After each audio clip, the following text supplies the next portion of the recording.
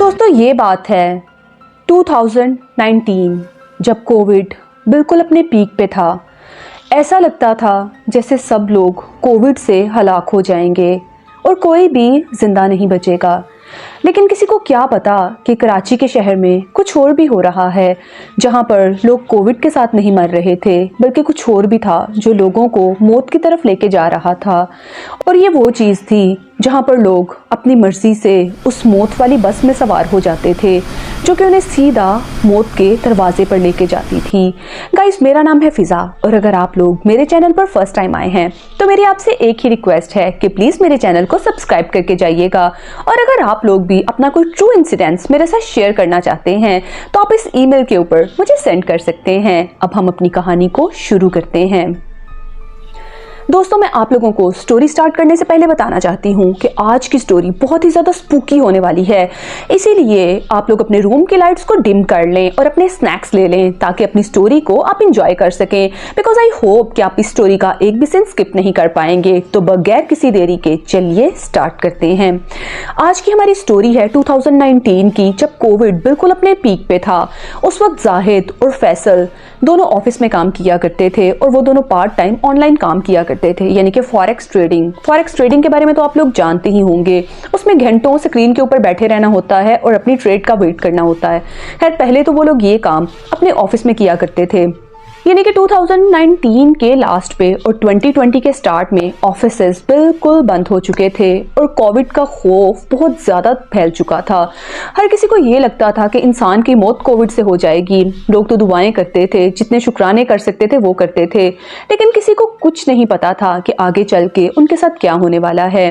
खैर, आते हैं अपनी स्टोरी की तरफ, जहाँ पर जाहिद और फैसल उनके ऑफिस पे बिल्कुल बंद हो चुके थे। वो दोनों बहुत परेशान थे। लेकिन उसके बाद फिर फैसल ने जाहिद से कहा कि तुम मेरे घर पे आ जाना करना। मेरे घर पे एक पीसी है और साथ में लैपटॉप भी है, हम बड़ी स्क्रीन के ऊपर अपनी ट्रेडिंग का काम स्टार्ट कर सकते हैं।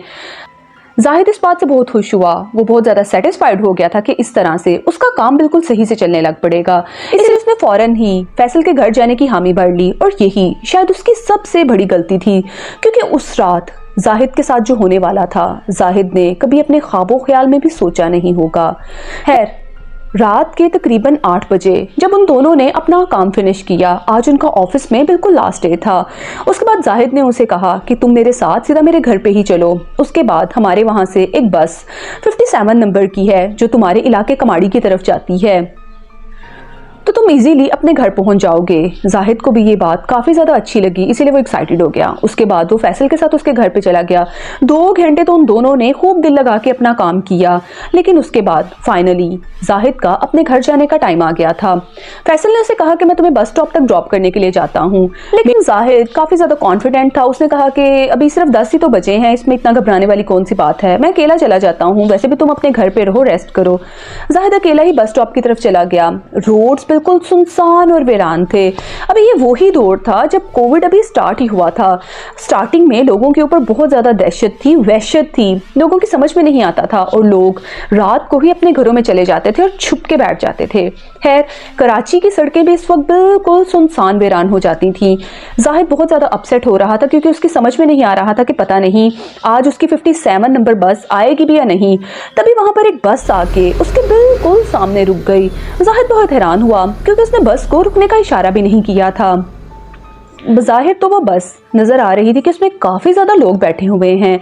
जाहिद ने कंडक्टर से पूछा कि क्या ये बस कमाड़ी पुराने कब्रिस्तान की तरफ जाएगी। उसने आदमी ने हाँ का इशारा किया क्योंकि जाहिद का एरिया कमाड़ी पुराने कब्रिस्तान के पास में ही पड़ता था। जाहिद ने अपने दिल में रब का शुक्र किया और चुपचाप उस गाड़ी में बैठ गया। गाड़ी में काफ़ी ज़्यादा लोग बैठे हुए थे, कुछ मर्द थे, कुछ औरतें थीं जो कि आराम से बैठे हुए थे। लेकिन उन सब लोगों में एक बात बहुत ज़्यादा सीरियस थी कि वो सब लोग एक ही दफ़ा में जाहिद की तरफ ऐसे देख रहे थे जैसे जाहिद कोई अजीब सा इंसान हो, कोई अजीब मखलूक उस गाड़ी में आ गई हो। जाहिद को लोगों का बिहेवियर थोड़ा सा फ़र्क लगा। अक्सर जब हम किसी पब्लिक प्लेस में जाते हैं तो लोग देखते तो हैं, लेकिन लोग बिल्कुल घूरते नहीं हैं या स्ट्रेंज आइज से कभी भी नहीं देखते। खैर, जाहिद को इस बात से कुछ भी लेना देना नहीं था, इसलिए वो चुपचाप जाके अपनी सीट पर बैठ गया। जाहिद को बस में बिल्कुल मिडल में ही सीट मिली थी, जहां पर कोई भी नहीं बैठा था और वो दोनों सीटें बिल्कुल खाली थी। जाहिद चुपचाप एक सीट पर बैठ कर विंडो से बाहर की तरफ देखते रहा। काफी देर तक वो ये सोच रहा था कि अब कोविड का दौर है, आगे क्या बनेगा, मैं अर्निंग किस तरह से करूंगा, फॉरेक्स का काम कैसा रहेगा। वो अपनी ही सोचों में गुम था। उसे इस बात का पता ही नहीं चला कि रोड कब एकदम से बिल्कुल तब्दील हो गया और वो एक ऐसी जगह पर था जो इलाका और जो एरिया उसकी पहचान में नहीं आ रहा था। उसने एक दफा बस की तरफ देखा, बस बिल्कुल खाली हो चुकी थी। जाहिद बहुत ज्यादा हैरान हुआ। उसे लगा कि शायद वो अपनी सोचों में इस कदर गुम था कि उसे बस खाली होने का एहसास ही नहीं हुआ। उसे एक लम्हे के लिए याद आया कि बस तो कहीं पर नहीं रुकी थी, क्योंकि जब से वो गाड़ी में बैठा है बस तो मुसलसल चले जा रही थी। लेकिन उसे लगा कि वो अपनी सोचों में गुम था, शायद इसी वजह से उसे पता ही ना चला हो। खैर, कंडक्टर ड्राइवर के पास ही खड़ा हुआ था। वो अपनी सीट से उठा और उसने कंडक्टर से जाके पूछा कि बस किस जगह पर जाएगी और हमारा स्टॉप कब तक आएगा। काफी ज्यादा देर हो गई है, बस चले ही जा रही है। लेकिन उसने उसकी तरफ देखा और उसकी बात का कोई भी जवाब नहीं दिया। जाहिद को कंडक्टर का बिहेवियर काफी रूड लगा, लेकिन उसने सोचा कि शायद रात का टाइम है, ये भी थोड़ा ड्राउजी होगा, इसलिए इसने मेरी बात का आंसर नहीं किया। वो फिर से जाके अपनी एक सीट पर बैठ गया। लेकिन उसके बाद दोबारा फिर से उसने बाहर की तरफ देखना शुरू कर दिया। अब बाहर एक जंगल सा समा लग रहा था। हर तरफ दरख्त ही दरख्त थे और दरख्त बिल्कुल काले सायों की मानिंद लग रहे थे। जाहिद का सर चकरा रहा था। उसे बस में अजीब तरह की ठंड महसूस हो रही थी। जाहिद की समझ में कुछ नहीं आ रहा था उसके साथ क्या हो रहा है। उसे काफी ज्यादा भारीपन भी महसूस हो रहा था। फिर उसने एक दफा विंडो की तरफ देखा और दोबारा फिर से उसने अंदर की तरफ देखा, जहां पर दोबारा फिर से बहुत ज्यादा लोग बैठे हुए थे जैसे पहले बैठे हुए थे। ये देख के जाहिद के रोंगटे खड़े हो गए। जाहिद ये सोच भी नहीं सकता था कि बस एकदम से बिल्कुल खचाखच बढ़ जाएगी। हर एक सीट पर लोग बैठे हुए थे। जाहिद बहुत ज्यादा डर गया था, उसको गूज़बम्स आ रहे थे। जाहिद बहुत ज्यादा हैरान हुआ। उसने एकदम दरवाजे की तरफ जाने की कोशिश की जो कि बिल्कुल बंद था। जाहिद ने चलती बस में ही दरवाजा जोर जोर से बजाना शुरू कर दिया और उसने ड्राइवर से कहा कि गाड़ी रोको, क्योंकि वो फौरन से उस बस से नीचे उतर जाना चाहता था। लेकिन किसी ने भी उसकी बात नहीं सुनी, बल्कि ड्राइवर तो ऐसे बैठा था जैसे उसे किसी इंसान की आवाज ही ना आ रही हो। दूसरी तरफ जाहिद दरवाजे को बार बार गुस्से से हिला रहा था कि दरवाजा खोलो, मुझे बस से नीचे उतरना है। लेकिन कोई भी उसकी बात ही नहीं सुन रहा था। फिर उसने अपना मुंह दूसरी तरफ किया जहां पर बाकी सभी पैसेंजर्स बैठे हुए थे।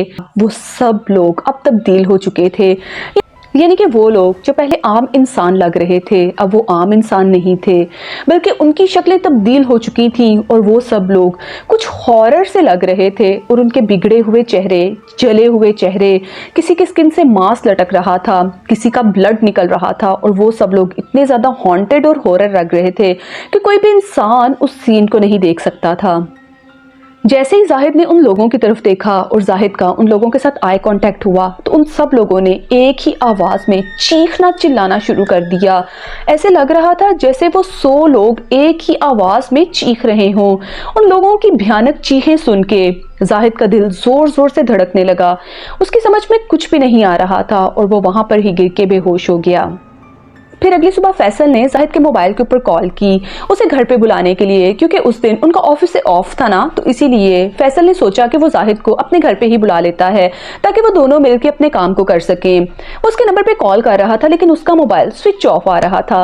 वो बार बार उसे कॉल करने का ट्राई कर रहा था लेकिन उसका मोबाइल मुसलसल ऑफ आ रहा था। फैसल ने सोचा कि वो क्यों ना जाहिद के घर पे जाके देख ले, लेकिन जैसे ही वो उसके घर की तरफ गया, वो बाइक पर वहां पर जा रहा था।